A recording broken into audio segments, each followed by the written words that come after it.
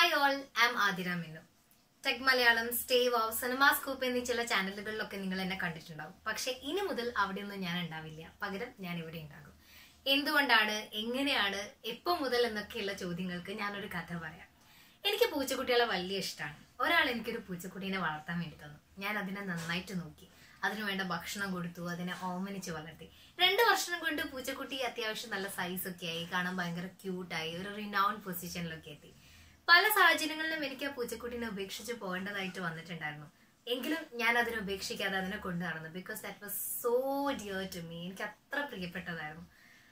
അവസാനം ഞാൻ അതിന്റെ യജമാനനെ തിരിച്ചു കൊടുത്തു.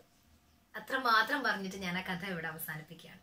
ഒറ്റ കാര്യം കൂടി, അത് എന്റേതായിരുന്നില്ല ആൻഡ് ഇത് എന്റേതാണ്. That kitten was not mine and this is mine.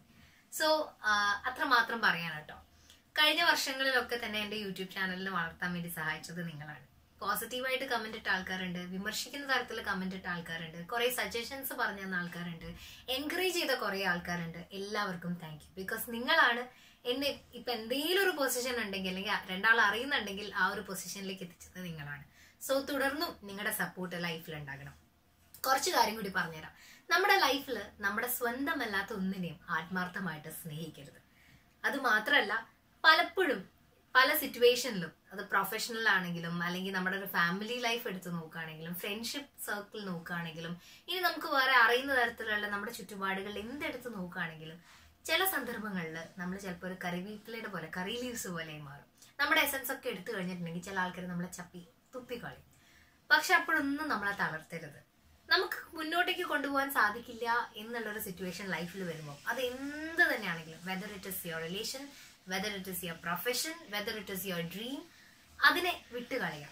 Sometimes holding on hurts more than leaving it. പിടിച്ചുകൊണ്ടിരിക്കുമ്പോൾ കുറച്ച് കൂടുതൽ നമുക്ക് വേദനിക്കും. അപ്പൊ ഇത്ര മാത്രം പറയാണ്. ആരോടും ഒരു പരിഭവമില്ല, ആരോടും ഒരു പരാതികളില്ല, ആരോടും ഒരു പ്രശ്നമില്ല. This is my new journey towards my dream. അപ്പം കഴിഞ്ഞ കാലങ്ങളിലൊക്കെ ഉള്ളത് പോലെ തന്നെ തുടർന്നും സപ്പോർട്ട് പ്രതീക്ഷിക്കുകയാണ്. നിങ്ങൾക്ക് ഇഷ്ടപ്പെടുന്ന വീഡിയോ ഡീറ്റെയിൽ എല്ലാം ഞാൻ തരും. ഈ വീഡിയോയ്ക്ക് താഴെ നിങ്ങൾക്ക് കമന്റ് ചെയ്യാം. ഈ ചാനലിൽ വരുന്ന എല്ലാ കമന്റ്സിനും ഞാൻ തന്നെ റിപ്ലൈ തരുന്നതായിരിക്കും. എന്റെ സോഷ്യൽ മീഡിയ പ്രൊഫൈൽ, അങ്ങനത്തെ കാര്യങ്ങൾ, എങ്ങനെ കോൺടാക്ട് ചെയ്യും തുടങ്ങിയ ഡീറ്റെയിൽസ് എല്ലാം തന്നെ ഞാൻ ഈ ചാനലിലൂടെ തന്നെ പബ്ലിഷ് ചെയ്യുന്നതായിരിക്കും. സോ ഞാൻ വൈൻഡപ്പ് ചെയ്യാണ്. തുടർന്നും സപ്പോർട്ട് വേണം. ലൈക്ക് ചെയ്യുക, സബ്സ്ക്രൈബ് ചെയ്യുക, കമന്റ് ചെയ്യുക. നിങ്ങളുടെ സ്വന്തം ആദ്യം.